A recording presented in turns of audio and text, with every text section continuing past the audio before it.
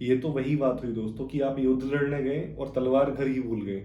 फिर आप युद्ध कैसे लड़ोगे? आपको ये गलती नहीं करनी है। जय हिंद दोस्तों, कैसे हो आप लोग? आई होप अच्छे ही होंगे। आज हम बात करने वाले हैं जो यूपी पुलिस की भर्ती परीक्षा है, उसमें मात्र 14 से 15 दिन का समय बचा है। तो जो आखिरी समय में आपकी क्या रणनीति होनी चाहिए, अगर आप पहली बार भी एग्जाम दे रहे हो तो पहली बार में ही आप एग्जाम क्रैक कर सको, आज हम इसी के बारे में बात करने वाले हैं। तो चलिए बिना देरी कर वीडियो शुरू करते हैं। तो दोस्तों सबसे पहले क्या करना है आपको, एक तो मॉक टेस्ट, डेली एक मॉक टेस्ट कम से कम लगाना है, और वो भी ऑफलाइन लगाना है। ऑनलाइन आपको नहीं लगाना है, क्योंकि एग्जाम आपका ऑफलाइन है। ऑनलाइन एग्जाम तो आपका है नहीं जो आप ऑनलाइन प्रैक्टिस करोगे। लेकिन अब कुछ लोग कहेंगे कि हम अंकित भाटी सर का बैच ले रखा है हमने, या एग्जामपुर का बैच ले रखा है, तो हमने वहाँ रुपए पे करें, हम तो ऑनलाइन ही प्रैक्टिस सेट लगाएंगे। तो आप लगा सकते हो, मैं बिल्कुल मना नहीं कर रहा। अगर आपको प्रैक्टिस है पहले से तो आप लगा सकते हो। लेकिन अगर आप न्यू हो, आपने पहले कभी ज़्यादा कोचिंग वगैरह नहीं की है, आप सेल्फ स्टडी कर रहे हो या आपका पहला एग्जाम है ये, तो आप ऑफलाइन ही प्रैक्टिस सेट लगाएं। क्योंकि उसमें गलती क्या होती है, एक तो जो गोले भरने होते हैं हमें हाथ से, उसमें अधिकतर लोगों से गलतियां होती हैं।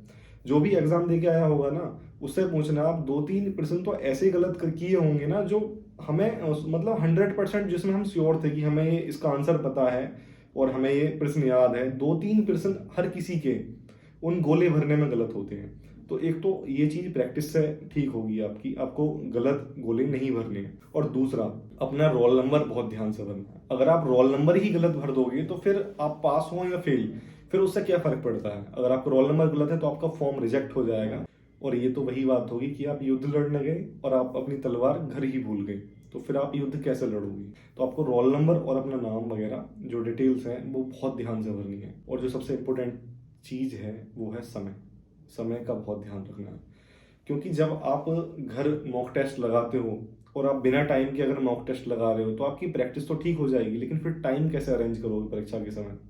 तो आप अभी से टाइम लगा के ऑफलाइन प्रैक्टिस साइट जब लगाओगे तो आप देखोगे कि मैं 2 घंटे में और इतने क्वेश्चन सॉल्व कर पा रहा हूँ या नहीं। तो उसके बाद ही आपकी क्लैरिटी होगी, पता चला कि आप वहाँ 120 क्वेश्चन 130 क्वेश्चन ही कर पाए और समय पूरा खत्म हो गया, जो आपको क्वेश्चन याद थे वो भी रह गए, तो आप परीक्षा कैसे क्रैक करोगे? तो दोस्तों आपको समय का बहुत ध्यान रखना है। घर पे जब मॉक टेस्ट लगाओ तो चीटिंग नहीं करनी है बिल्कुल भी। कई बार हम क्या होता है, ऑफलाइन मॉक टेस्ट लगा रहे हैं और किसी भी सवाल पर अगर हम अटके, मान लो मैथ का कोई सवाल है, तो हम सोचते हैं चलो यार सॉल्यूशन देख लेते हैं क्या है इसका। तो ये गलती नहीं करनी है। आपको ईमानदारी से मॉक टेस्ट लगाना है, चाहे आपके 50% ही नंबर आए, आपके 150 नंबर आ रहे हैं, 180 आ रहे हैं, तो कोई बुरी बात नहीं है, क्योंकि आप जैसे बहुत होंगे परीक्षा के समय और जो मॉक टेस्ट लगा रहे होंगे उसमें कम नंबर आना स्वाभाविक है। अब ऐसा तो है नहीं 300 में से आपके 250 मॉक टेस्ट में ही आ रहे हैं।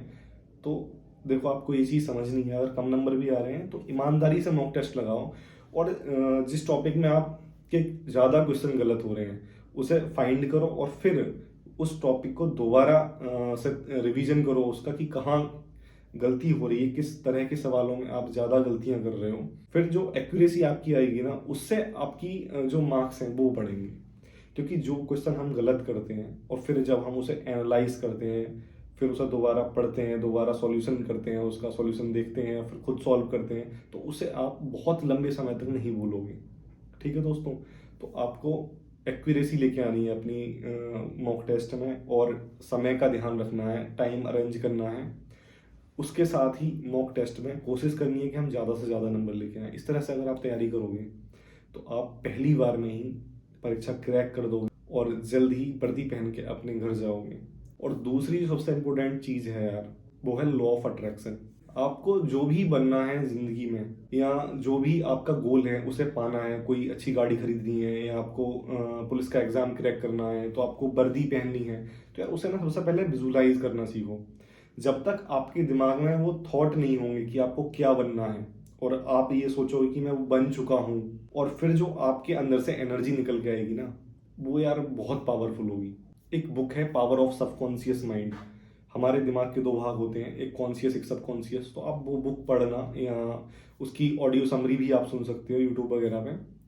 तो उससे क्या है ना, आप कहीं ना कहीं उस चीज़ की तरफ अट्रैक्ट होते हो, और हम जो चाहते हैं वो हमें ज़िंदगी में मिलता है यार। जैसा हम सोचते हैं वैसे हम बनते हैं, ये एक कहावत भी है। अंदर से अगर आपका बिलीव स्ट्रांग है और आप सोचो कि मैं ये पुलिस का एग्ज़ाम क्रैक कर दूंगा, आपके अंदर से जो जुनून निकल के आता है, फिर आप मेहनत करते हो, जी तोड़ मेहनत करते हो, तो फिर आपको एग्ज़ाम क्रैक करने से कोई भी नहीं रोक सकता। लेकिन सबसे पहले आपको अपना थॉट विजुलाइज करना पड़ेगा कि मुझे ये करना है और अपनी ड्रीम पर ध्यान लगाना हो। और यार टाइम वेस्ट करने से बचना, ये जो आपके पास 14-15 दिन का समय है, ये दोबारा लौट कर नहीं आएगा।